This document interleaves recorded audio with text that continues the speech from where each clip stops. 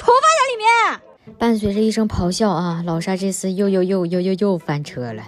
今天这个模具可以说是非常的简单啊，你只需要做透色就行了，并且你只能做透色。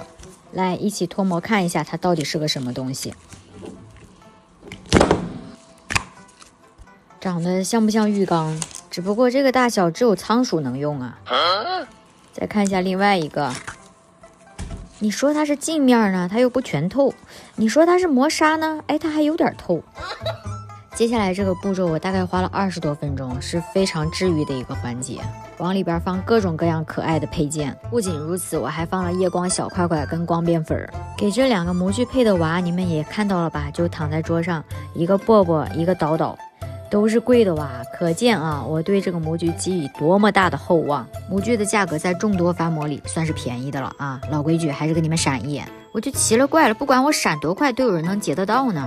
评论区是人才辈出呀！就在我一切都做好、大功告成的时刻啊，翻车了！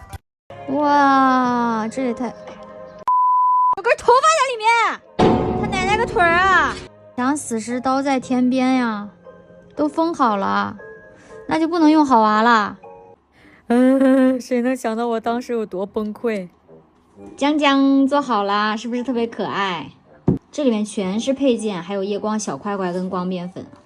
它的面具还可以吸上去的，这样你就放在车上面，这一面对着自己，这一面对着外面，然后别人要打你的电话挪车的话，直接扫码就可以了。而且打的是虚拟号码，这样你的号码也不会暴露出来，是不是很好玩？